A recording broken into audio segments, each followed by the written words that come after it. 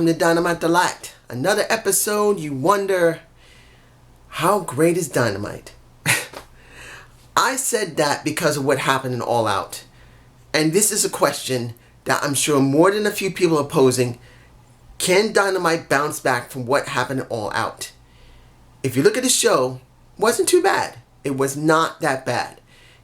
But I'm not going to lie here. Because of what happened in All Out and how mad people were, even though this show did address some of what happened, I think they got a long way to go before they can really recover. Now, I'm going to make this very clear before I get started. I got a bad sore throat due to my allergies. I've been sneezing like crazy. My eyes are itching like mad. So I'm going to try and make this as short as possible. So if I'm going to miss some stuff, I'm sorry. I can't. My throat is itching like crazy. I just want to cough. And don't worry, I don't have it. I have no fever. I can breathe normally. It's just that around this time, I get a sore throat. And it's highly annoying, even with medicine. But let's get to what we got here. First match, Jurassic Express versus the Lucha Brothers, which had the Butcher, the Blade, and Kingston by their side. Now, I haven't spoken much about Kingston because I really wanted to see how far they want to go with Kingston, Butcher, the Blade, and the Lucha Brothers. The match was good. Wasn't the greatest match I've seen from all four of these guys, but it was a good match. In the end, because of a mishap between the Pentagon and the Phoenix, which they got pretty pissed at each other. Well, let's take that back. Pentagon didn't get pissed little. He got pissed a lot at his brother Phoenix because he was the one that screwed up. And they're ready to rip each other's heads off. The match was good. Just saying that again. But it was Kingston who had to rein them back, saying, what are you doing? We were in a battle royal, all five of us, focused on winning. And we could not do it. Stop it. Stop it. This arguing needs to stop. This stupidness needs to stop. This is it. I'm done with this. Stop. And he's telling Pentagon, we're brothers. I love you. This is your brother. You love him. Stop it. It was like he is doing his damnedest to make all four of these guys, including himself, mean something. This is one thing I love about Kingston. He is a damn good talker. When he was in LAX in Impact Wrestling, he could never really shine. Santana, Ortiz, they were the focus with Conan. Conan was the focus overall. I said it before and I say it again. Conan pretty much should not have been the main focus. He shouldn't have. It should have been Santana, Ortiz, and then when it came to the OGs, it should have been about Kingston, showing that he has it. Here, you see that light that Ortiz, Santana, and I know I'm talking about Ortiz, Santana. I will be getting to the Orange Cassidy match in a minute. But you see Kingston and those other guys, they just got it. They didn't need someone to really overshadow them. That's why I brought it up. Now, Orange Cassidy versus one of TH2 members. What is his name? Ohelico. Or Helikik. Because I haven't seen him much. Because they aren't dark. I don't remember the guy's names. The last time I saw him was like 5 months ago, 4 months ago. I don't remember his name. I knew he was not a bad wrestler, but I don't remember him. But I wasn't expecting Cassidy to lose here. It was an okay match. But it was more like to get Cassidy more credibility after what happened with Y2J. In actuality, it didn't work for me personally. He should have been up against somebody else that was a much more higher caliber. If you're going from Orange Cassidy to a Y2J, and then you go down 3 pegs for one of the members of TK2, that's if the name is TK2 from Australia. I believe they're from Australia. That just was a step down for him. He should have gone up against a Kenny Omega. I know that's saying a lot. He could have gone against a Hangman Page. That's saying a lot. But it would make sense for him to go up against those people because they are now being seen prominently on Dark. He could have gone up against Scorpio Sky. He could have gone up against, I know I'm botching. It's just frustrating to see an Orange Cassidy being brought down 3 pegs. Now, Santana Ortiz did beat him up a bit, and then Best Friends came out.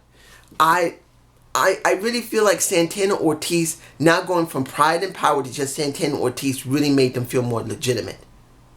And now next week, there's supposed to be it's not like a street, it's a street fight, but they're just calling it a parking lot brawl. And that's going to settle their feud with the Best Friends, getting it over with Chuck and Trent, getting it over with. But I would have thought that they would add a stipulation that if they lose, they pay for a new van for Trent's mom. I think that would have been better with a stip. They didn't have it. We're moving on. Marquez gets his head kicked off by the Bucks because they're so damn frustrated. Now they're getting charged $10,000 together, $5,000 each, by Tony Khan. I don't know what to make of this yet. I don't know how to feel about it. And then seeing that Kenny and Paige had to own, you got Kenny with JR, you got Paige with Tony, and both of them they're talking about their point of view. You got Hangman Page wanting to go back and try to get back their titles, and then you got Kenny saying, no, I'm not interested right now, and I'm not sure how the Bucks are going to feel either if he's trying to get back with them too. He did acknowledge that he screwed up, and that is Paige, but still, you don't know. You don't know how to feel about this situation. You don't know how to feel how they're going to make this a real feud between Kenny and Paige. And will this mean that it's going to be Kenny who's going to go with Telly as well as FTR? It would make sense if they did. Let's go to FTR. FTR Celebration with most, not all of the tag teams, but most of them there. And they're pretty much screwing with them, including what happened with Jurassic Express. Since they won against Lucha Bros, now they're supposed to get a chance against FTR. Does not mean they're going to get the title match. They just, and why did Dawson, I believe it was Dash said this, hey, if you beat us, maybe we'll give you a match. Why would you do the WWE thing? Please don't. I don't want to hear if you beat us, we'll give you a title shot. Make them go through everybody else first, please. Please. Don't. I don't want to see that. But they had their moment with Jurassic Express, pissing them off, and we move on. Let's get this over with right now. Why? I don't get this. Sonny Kiss and Joey Janela versus Y2J and Hager in a no DQ, no countouts match. Why did they treat it like a regular standard match? Why didn't they just go in the ring, all four of them, and just try to beat the crap out of one another? There was no rules. There was no countouts. No disqualification. They could do whatever the hell they want, and they made it like a real match. Yes, they brought in some chairs. Yeah, they did the table thing, but why? And then you got Sonny Kiss knocking the hell out of a Jake Hager. Really? Look, I have nothing against Sonny Kiss. I don't. He's unique. Or is she's unique. I don't know what does Sonny Kiss refer them, him or herself as. I don't know. But when it comes down to it, you do not have a Jake Hager knocked on his ass by a rolling forearm by Sonny Kiss. He could get knocked back, but not knocked on his ass. I'm sorry, don't buy it. And he had to struggle with Sonny Kiss. Are you serious? I'm not knocking Sonny, but I do not buy this. And then after the match was over and you hear Chris Jericho say flat out, the inner circle has lost so much. I lost that damn match with the Mimosa. You got Sammy Guevara home hurt. We are going to get back on track from now. We are now in the tag division. We're coming after the titles. Watch out, FTR. He didn't say that, but that's the way it is. And you're saying that after a hard match with Joey Janela and Sonny Kiss.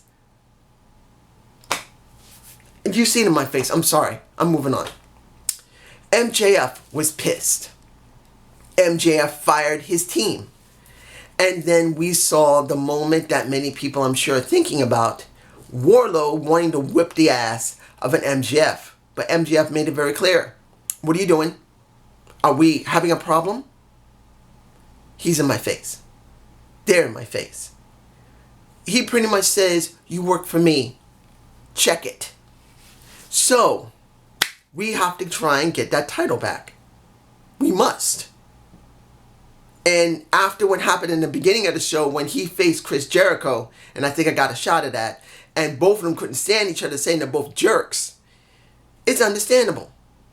MJF is just wonderful heel. I love the guy. He would belittle me in a second, and I would say, damn, boy, you good. And he said, of course I'm good. I'm MJF. But that's the way it is. Let's move on. All right. Nia Rose versus Kanchi. I believe that's her name. With the Vicky Guerrero by her side. I'm sure many people are thinking, why is Nia Rose with Vicky Guerrero? There's a purpose. She is Vicky Guerrero. And I'm sure it must have been one hell of a hit for her. I've said this before, but I truly believe Nia Rose was having one hell of a great time working with Vicky, because I'm sure she loves Vicky.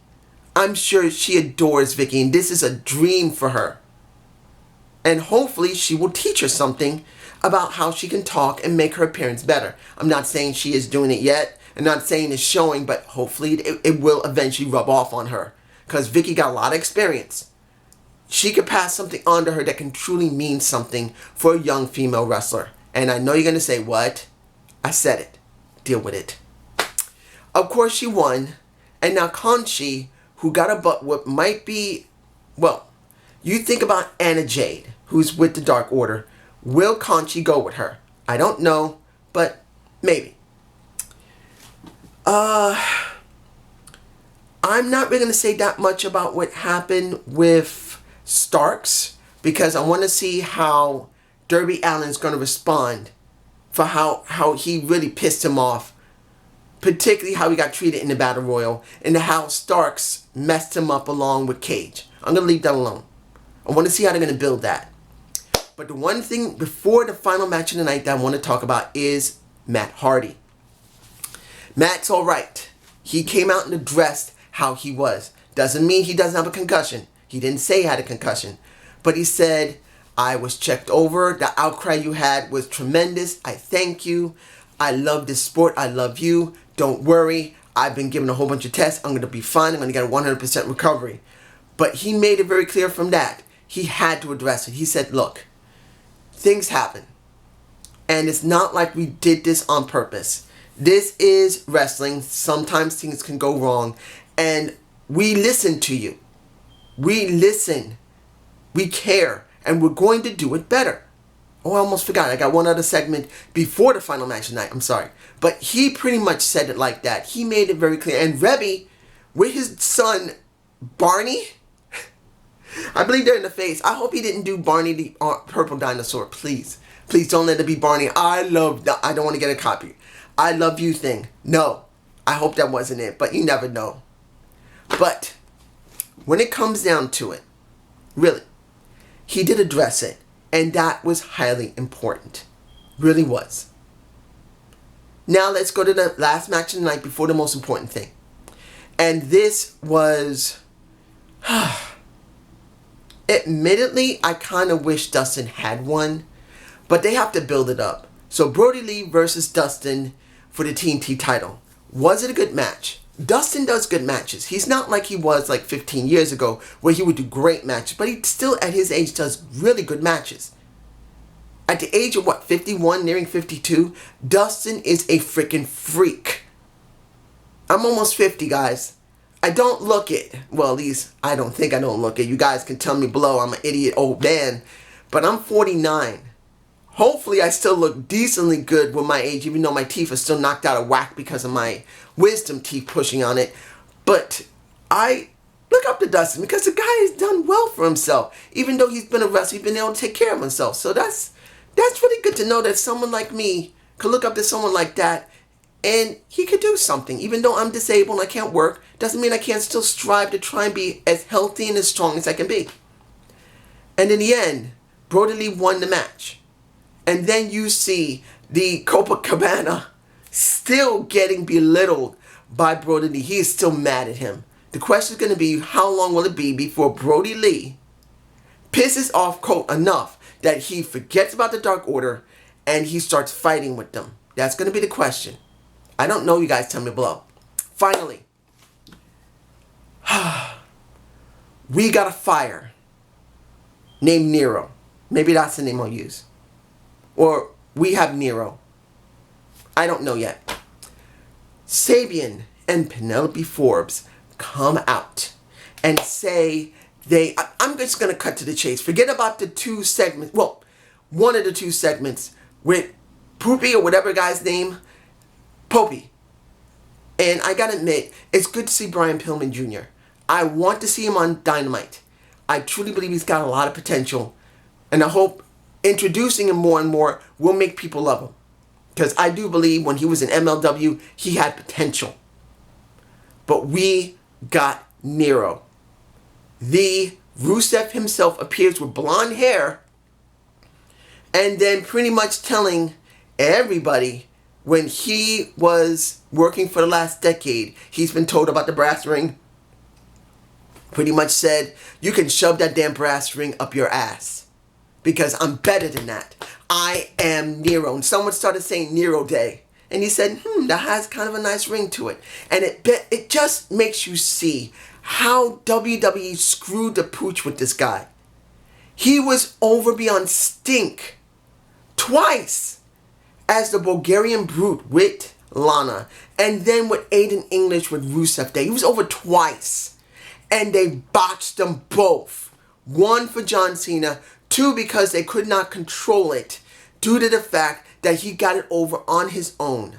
Flat out. And that just is sad. But now he's in AEW. Does this mean he's going to make a game changing? No. Be honest, there's only one person going to game change.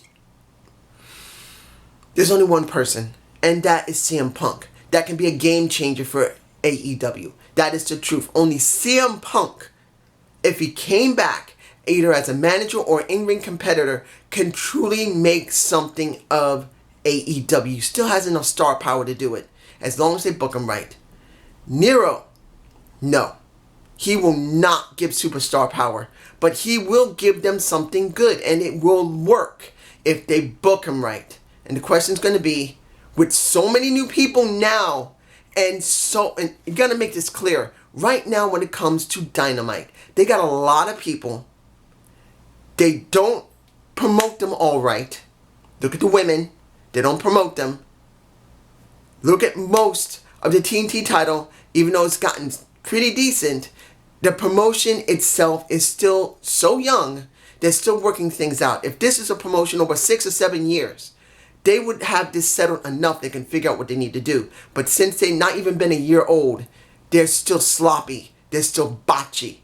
And seeing Nero there is going to worry me because he get lost in the shuffle very easily. They got so many freaking tag teams they try to put on the show.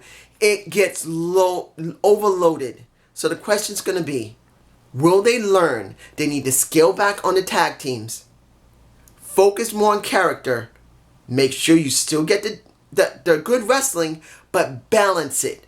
That's going to be the question after they start this October, which is a year for them. If they don't figure this out, they're going to have major problems going into next year, 2021. This is just my point of view. Have a good day. Have a good night. Peace.